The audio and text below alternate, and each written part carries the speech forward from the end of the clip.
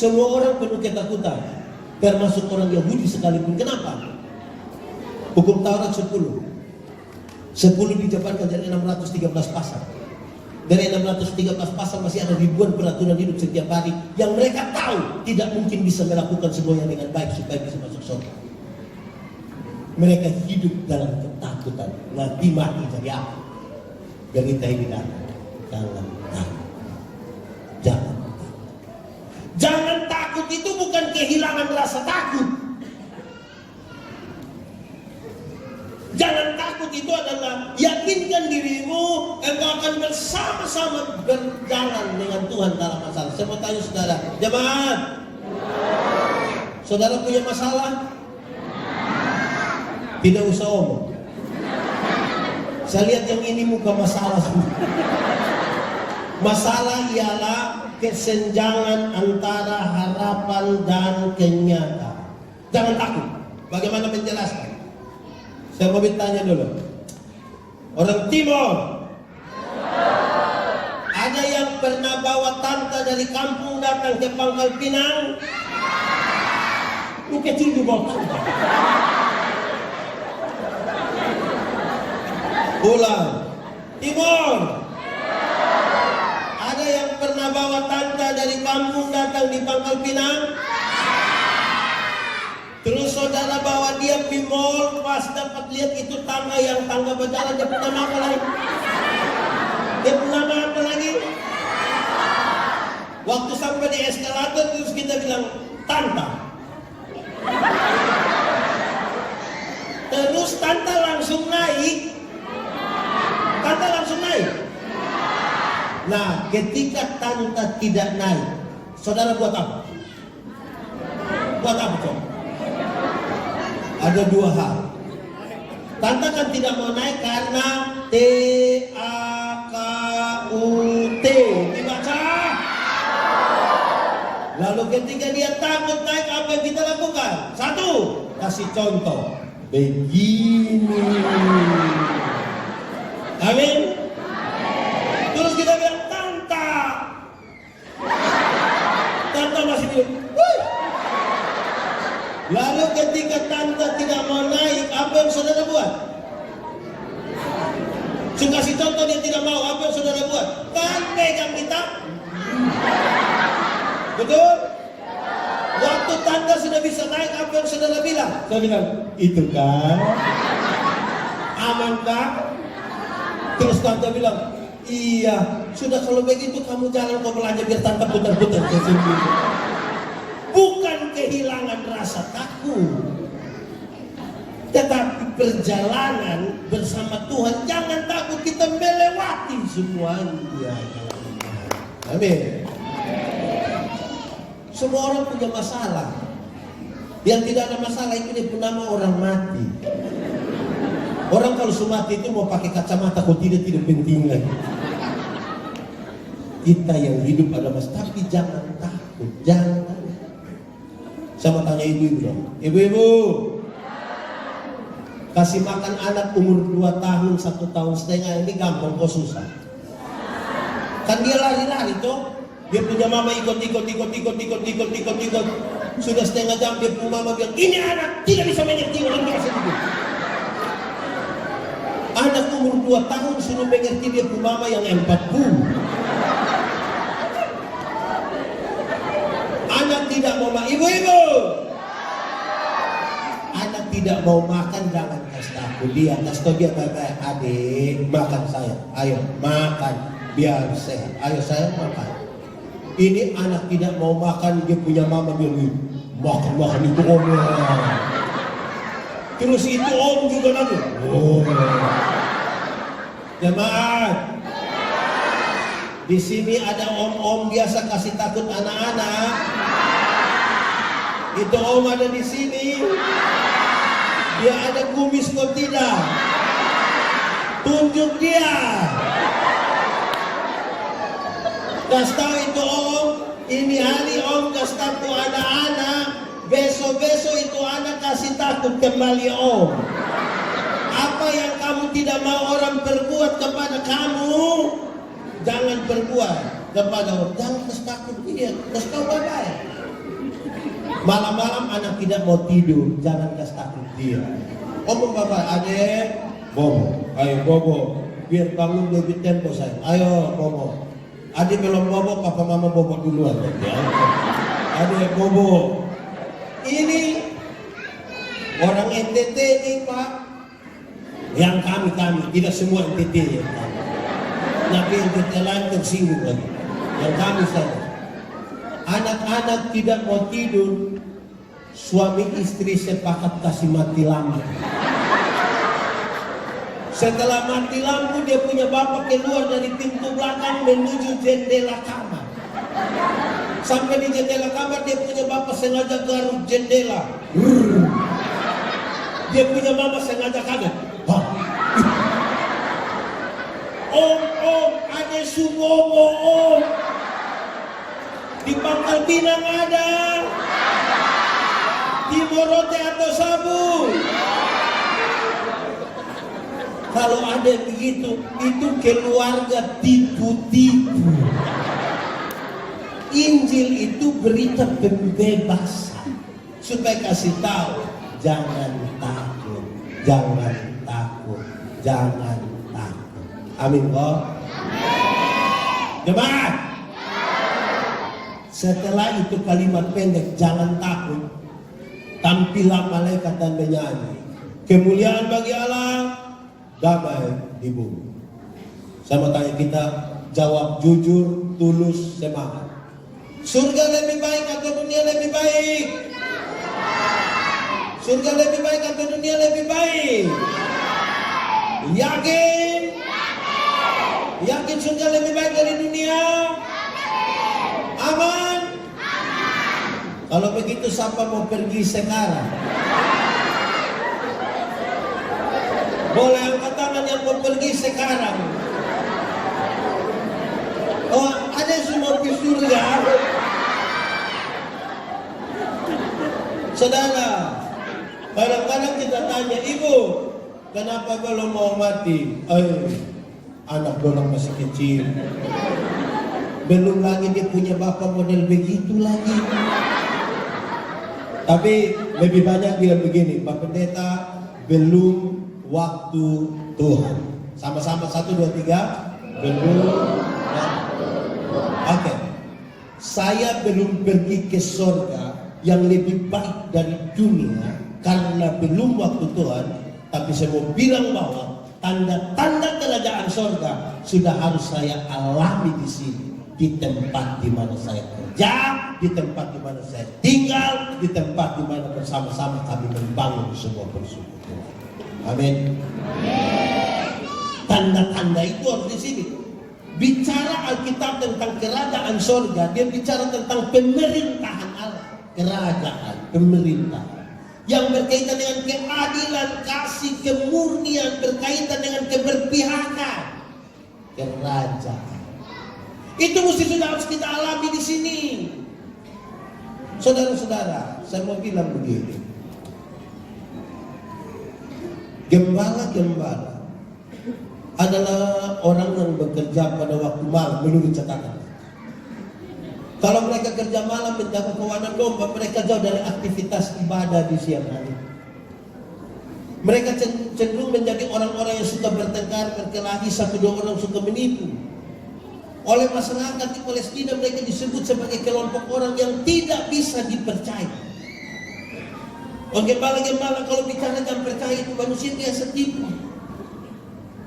Berita kelahiran Juru Selamat ini pertama dinyatakan kepada mereka yang menurut stigma masyarakat tidak bisa dipercaya. Sekarang bagaimana orang-orang yang tidak bisa dipercaya ini akan memberi berita ini kepada orang lain? Sulit. Damai di bumi dan kemuliaan di surga harus dimulai dari orang yang mendefinisikan diri sebagai orang-orang yang bisa dipercaya. Jemaat, kita semua ini bisa dipercaya kok. Kenapa suara hilang? Saya mau tanya kita, tolong jawab jujur. Jemaat, kalau orang tolong kita terus kita bilang terima kasih, itu baik untuk kita. Yakin? Aman? Kalau begitu saya mau tanya, siapa punya suami yang pagi-pagi ibu buat sarapan terus dia punya suami bilang, "Mama, terima kasih." Ada? Ada? Ini suami orang ini, istri bikin makan pagi dong tidak terima kasih. Tapi kalau istirahat kantor masak di satu warung sudah bayar lagi, terima kasih lagi. Kadang-kadang ganti itu, Mbak, yuk besok saya datang lagi ya Mbak. Terus setelah suami yang tidak tahu terima kasih ini dengar ini khotbah, terus dia bilang begini, "Saya mau coba ini khotbah." Betul, pendeta orang tadi betul. Orang tolong kita mesti terima kasih. Pulang sebentar, ibu siap makan malam, terus suami bilang begini, "Mama, terima kasih." Saya mau tanya, ibu-ibu, pas suami omong begitu, mama dong langsung percaya. Bisa langsung percaya. Itu suami sendiri itu tidak percaya. Saudara bayangkan ketika orang mendefinisikan diri sebagai orang bisa dipercaya, kalau istri saja tidak yakin apalagi tetangga.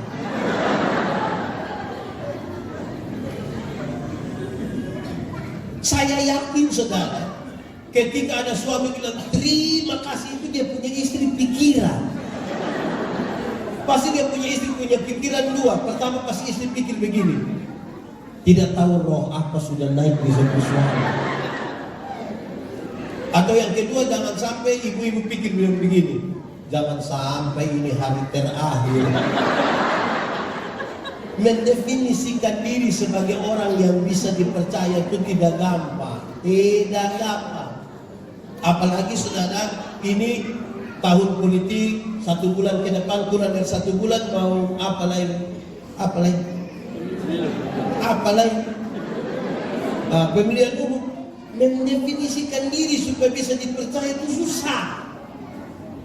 Itu sebuah proses. Dan proses itu harus proses terus menerus. Dia punya soal sekarang saudara, banyak orang tidak mau berproses tapi ingin sukses. Tapi ingin sukses harus dimulai dari orang yang bisa dipercaya. Nah itu kita punya masalah sekarang. Proses, sama-sama 1, 2, 3. Dulu ada satu binatang dia nama ayam. Sekarang juga toh, sekarang juga. Ayam dulu itu kita hanya bisa bedakan dia atas ayam jantan dan ayam. Tapi tiba-tiba muncul ayam potong. Akhirnya itu ayam yang tadinya hanya ayam, sekarang berubah menjadi ayam kampung. Karena sudah ada ayam potong. Ini buat kita pusing, apakah ini ayam kampung yang dipotong atau ayam potong yang di kampung? Kita. Tapi jelas, jemaat, ada yang piara ayam kampung di rumah? Yang 2 ekor ada? 5 ekor ada? Kasih 1 dulu. Ayam kampung itu kita pelihara lama-lama, ayam itu tetap masih kecil juga, belum terlalu besar. Tapi dia punya daging enak atau tidak? Kalau dijual mahal atau tidak? Kalau betina bertelur atau tidak? Karena ini ayam mengerti proses. Beda dengan ayam potong. Ayam potong kita baru pelihara 1 bulan saja dia punya mata sudah besar begini. Itu kalau lihat pakai kaca pembesar. Kalau lihat langsung juga dia besar begini. Tapi ini ayam potong mama orang pulang dari pasar ikat salah di motor, besok dia kaki patah. Anak-anak gas motor di samping kanan, besok itu ayam mati. Kenapa? Ini ayam tidak mengerti proses. Mendefinisikan itu sebuah proses supaya kemuliaan bagi Allah, damai di bumi. Jemaat, ini kalimat menarik. Kenapa? Dia kasih tahu kemuliaan bagi Allah dan damai di bumi. Ini berita dari sorga. Berita dari mana? Berita di dunia sudah tidak bisa lagi memberikan jawaban atas pergumulan persoalan manusia. Sekarang berita dari surga. Jemaat, dulu ada teka-teki. Apa? Teka? Teka? Habis teka?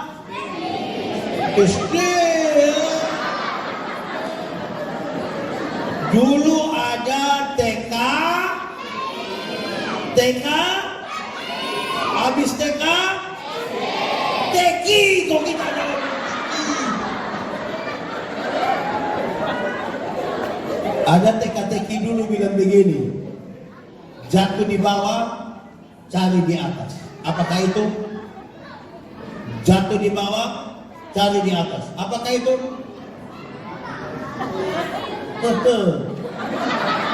Kamu tidak tahu kan? Jatuh di bawah apa dan cari di atas. Apakah itu? Tidak tahu lagi? Jatuh di bawah, cari di atas itu kalau hujan atap bocor. Dia menetes di bawah kan kita cari begini kan? Betul atau tidak? Tidak mungkin dia menetes di bawah terus kita cari. Tidak tahu bocor di mana. Jatuh di bawah, cari di. Apa maksudnya? Seluruh pergumulan persoalan yang terjadi di kolong langit ini mesti juga cari jawaban dari. Dia tidak berdiri. Dia tidak berdiri sendiri. Cari jawaban dari. Apalagi kisah Natal.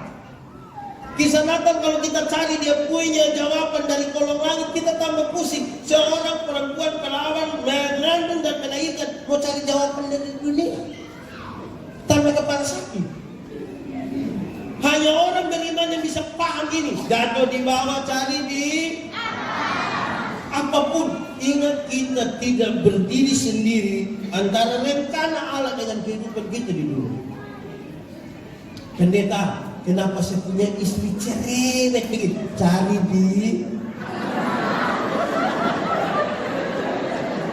jawaban dan dia bilang memang dompet turunan. Jangan begitu, nanti tambah masalah. Pendeta, kenapa saya punya suami dia pemuka begitu? Dan sudah cari jawaban dari itu. Serius, saudara, tidak terpisahkan. Apa yang saya katakan? Jemaat, Natal itu bukan peristiwa jasmani saja. Jangan lihat pada kelahirannya saja, hanya jasmani. Natal itu sebuah peristiwa rohani juga. Kenapa? Yang akan menyertai perjalanan hidupmu sampai pada kekekalan adalah yang rohani. Semua yang jasmani itu akan selesai. Kesuksesan itu ada dua. Jemaat, terutama Timur Rote Sabu, saya kasih tahu saudara, saudara datang ke sini mempertahankan hidup, mencari kesuksesan, oke. Tapi kesuksesan itu ada dua. Satu, kesuksesan yang tampak, yang kelihatan. Dulu miskin, sekarang kaya. Dulu tidak ada rumah, sekarang rumah sudah tinggi, besar. Dulu tidak ada pengikut, sekarang pengikut banyak. Dulu jalan kaki, sekarang naik mobil, Grab. Ya, kita anggap sukses lah. Tapi saya mau kasih saudara, sukses yang itu bisa direkayasa. Ada kesuksesan kedua yang tidak bisa direkayasa, yaitu kesuksesan spiritual, kesuksesan batinia. Ini kesuksesan di sini, ini penting. Kenapa? Di sinilah tempat ada kejujuran. Di sini. Di sini ada pengakuan dosa, dan ini merupakan benteng paling terakhir ketika orang berhadapan godaan demi godaan. Sekarang saya mau tanya saudara, waktu, tenaga, kesempatan, uang, talenta, lebih banyak kita pakai untuk yang kesuksesan yang tampak atau yang spiritual? Yang tampak. Ini kita abaikan, kesuksesan batinia yang rohani kita abaikan. Padahal, jemaat, beredar di grup-grup WA bilang begini, dengar bahwa yang jasmani itu akan selesai. Dengar, dia bilang begini. Nanti sudah umur 50 tahun, mau cantik atau tidak cantik sama saja. Tidak bisa lagi disembunyikan di balik lipstik dan bedak. Waktu baru umur 20-30 itu yang kita rasa kita punya pipi itu kinclong begini. 20-30. So 50 meleleh, ini meleleh. Saya pun teman, kami masih SMA, dia tato Guns N' Roses yang lambang ada bangku kaki itu. Bagus, itu lukisan bagus. Tinta bagus, warna bagus, kulit bagus lagi, kontrasnya dapat sekali bagus. Itu SMA, umur 17 tahun. Waktu dia umur 43 tahun dia sakit, kok kami pergi lihat dia itu saya sedih. Saya takut. Karena itu tato bukan seperti orang pangku kaki, sudah seperti orang menyembah itu benar. Turun, mau karena pun. Ibu-ibu, kalau ada yang datang bilang, ibu, seumur berapa? Terus ibu bilang, 50. Dia sengaja kaget, hah? 50? Macam baru 35. Jangan percaya, Masa umur 50 sama kayak 35? Nah yang 15 di mana? Kalau ibu jalan, ibu punya anak nona ada tanya, ini siapa saya? Yang ini siapa? Ini siapa? Ini saya punya anak perempuan yang pertama. Dia sengaja kaget. Anak perempuan? Macam kakak adik. Jangan percaya.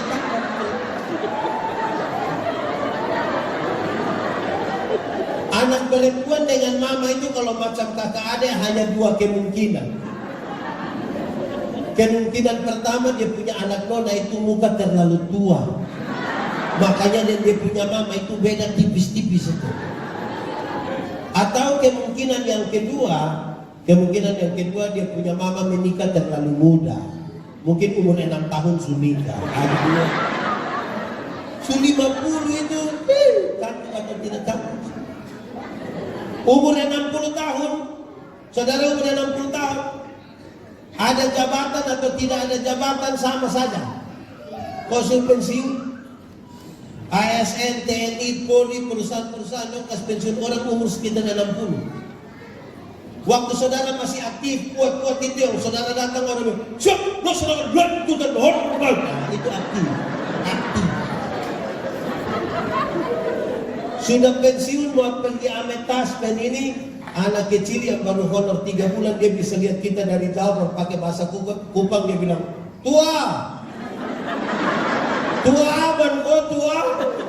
Itu macam kita mau cek ke dia, itu kan akan selesai. Mau gaya. Ini sudah umur 70 tahun, dengar, umur 70 tahun. Rumah besar atau rumah kecil sama saja. Apalagi rumah tingkat. Kau pakai tongkat begini mau naik di lantai 2 dan begini. Tidak lagi. Hancur. Umur 80 tahun. Kalau Tuhan izinkan kita umur panjang, dengar, Tuhan izinkan kita umur panjang 80 tahun. Bahkan kaya atau miskin pun tidak penting lagi. Tidak mungkin lagi beli daging 2 kilo makan sendiri. Kolesterol, asam urat, jantung, diabetes, darah tinggi, gigi tidak ada. Orang lain masih punya, kita tidak punya, kita macam mall saja. Mall-mall begini dia punya rasa sudah habis dia. Paling hanya begitu. Apa yang bisa kita mau kita banggakan? Tidak. Kumpul banyak orang, cucu lari-lari begini, cucu yang paling besar bilang, Opa mau makan apa biar saya ambil ya? Opa hanya bilang,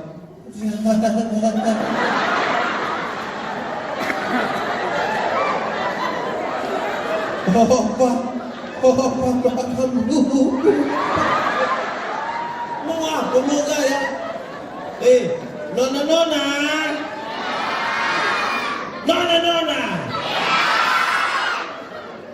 kamu jangan terlalu andalkan kamu punya nyong yang ada les di sini. Jangan terlalu andalkan. Stop. Kenapa? Dengar. Besok-besok dia sutua bukan ini saja yang les. Semua tidak ada. Semua tidak ada. Kau banggakan apa? Jadi jangan sampai jemaat jauh-jauh dari NTT datang mencari hidup di sini hanya untuk kepentingan kesuksesan yang tampak. Ingat dong, ibu-ibu, suami dong ada rajin gereja.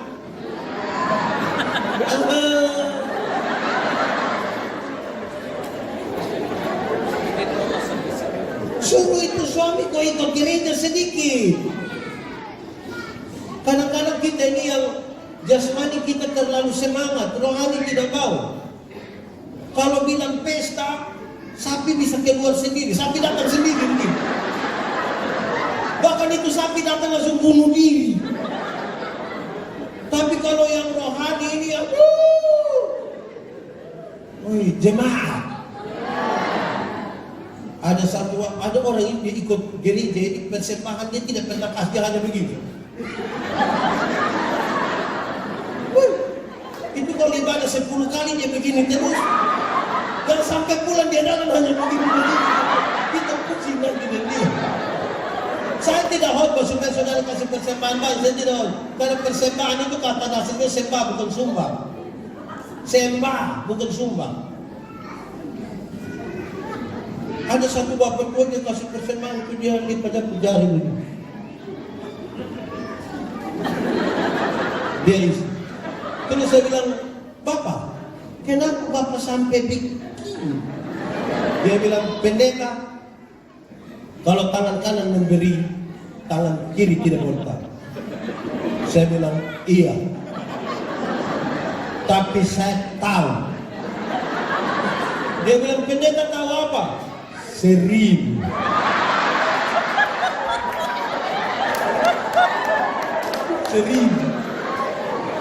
1000 itu begini. Kalau 100 tidak mungkin begini. Begini.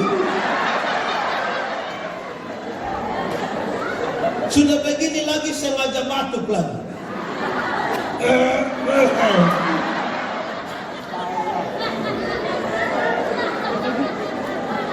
Jemaat. Jadi Natal itu bukan hanya sekedar peristiwa yang sangat jasmani. Ada muatan rohani di situ. Ada jemaat ini yang pemalas gereja. Saya suka bilang di mana-mana, ikut gereja itu 1 tahun itu hanya 2 kali. Natal 1 kali, Paskah 1 kali. Makanya dia punya nama jemaat Napas. Natal dan karena Natal 1 kali, Paskah 1 kali, singkatan tambah panjang. Napas 1-1. Kalau mulai napas 1-1 tiba-tiba ingat ibadah. Susah betul. Ada orang yang seumur hidup ini dia ikut ibadah mungkin 5 ke 6 kali saja. Pertama waktu dia nikah. Kedua waktu anak baptis. Ketiga waktu anak nikah. Dan kemungkinan yang keempat itu waktu pemakaman dia. Tidak ikut ibadah lagi. Saudara, semua yang jasmani itu akan selesai. Mari kita lihat tunjukkan. Saya tambah waktu sedikit ya. Baik. Jemaat. Setelah gembala-gembala itu mendengar dan para malaikat kembali ke surga, pembacaan tadi kasih tahu, mereka mengajak, marilah kita pergi ke Bethlehem untuk melihat apa yang terjadi di sana. Mereka baku ajak untuk mengkonfirmasi apa yang menjadi berita dari surga dan pengalaman yang sesungguhnya dalam sebuah kesadaran.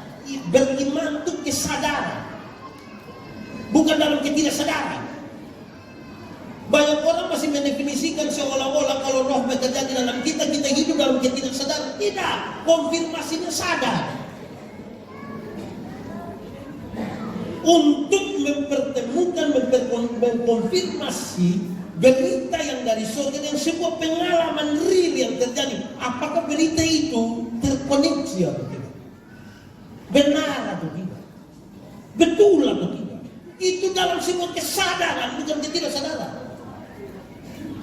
Kesadaran itu berkaitan dengan bukan sesuatu yang iman saja, tetapi juga sesuatu yang menjadi cara berpikir, mindset.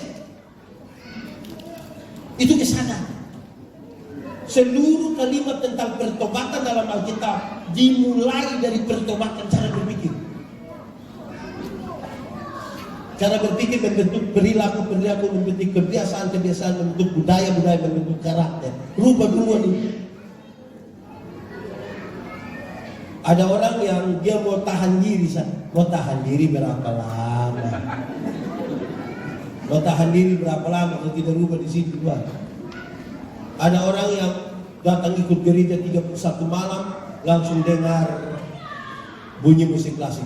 Teng teng teng teng teng teng teng teng teng teng teng teng teng. Terus ada puisi bilang begini, tidak terasa. Saya dalam hati, lu tidak rasa. Ini 365 hari ini. Bla bla bla bla bla. Terus tiba-tiba kau bilang begini, sebentar lagi tahun lama akan berlalu, tahun baru akan datang. Mari kita tulis catatan dosa kita biar dia berlalu bersama-sama dengan tahun lama, tahun baru, hidup baru, semangat baru. Oh, orang mulai tulis catatan dosa. Ada yang tulis 5, ada yang tulis 10. Separuh pakai menangis. Habis tulis lipat baru menyanyi. Matilah dengan doa. Ini 31 Desember. Masuk minggu kedua bulan Februari dia gila ulang. Bahkan lebih parah dari tahun lalu. Karena ada banyak suami yang rencana berhenti rokok kan? Pak, biasa 1 bungkus, sekarang 2 batang sama. Tahun depan dia naik 2 slow. Karena berusaha tahan diri, bukan rubah ini. Mengkonfirmasi berita dari atas dalam sebuah realitas itu kesadaran. Kasihilah Tuhan Allahmu dengan segenap hatimu, jiwamu, akalmu, kekuatanmu, kesadaran. Bukan dalam ketidaksadaran. Kalau kita dapat Roh Kudus sebut tidak sadar habis, kita sudah tidak kerja lagi di karet, di perkebunan mana, tidak lagi sebut tidak sadar habis begitu. Kesadaran untuk mengkonfirmasi.